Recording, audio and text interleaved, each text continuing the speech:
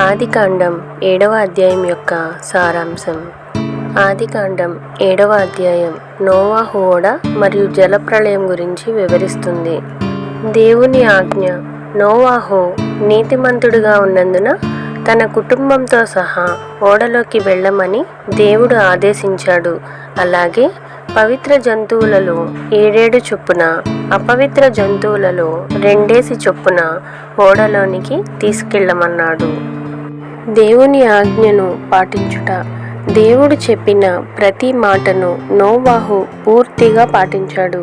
అతని విధేయత అతడిని, అతని కుటుంబాన్ని కాపాడింది. జలప్రళయం ప్రారంభం. నోవాహుకు 600 ఏళ్ల వయసున్నప్పుడు దేవుడు చెప్పినట్లే 40 పగళ్ళు 40 రాత్రులు భూమిపై విపరీతంగా వర్షం కురిసింది. భూగర్భ జలధారలు కూడా ఉబికి వచ్చాయి. జలప్రళయం తీవ్రత. నీరు భూమిపై ఉన్న ఎత్తైన పర్వతాల కంటే 15 మూరల పైకి సుమారు 22 అడుగులు పొంగి పొర్లింది. దేవుని రక్షణ. నోవాహు, అతని భార్య, 3 కుమారులు షేము, హాము, యాపేతు, వారి భార్యలు మరియు సమస్త జీవరాశులు ఓడలోకి ప్రవేశించిన తర్వాత దేవుడే ఓడ తలుపు మూసివేశాడు. సర్వము నాశనం.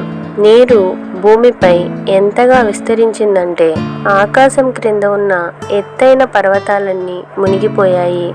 ఓడ వెలుపల ఉన్న మనుషులు, పశువులు, పక్షులు, సమస్త జీవరాశులు నశించిపోయాయి. ఖచ్చితమైన సమయం. భూమిపై నీరు 150 రోజుల పాటు అలాగే నిలిచింది.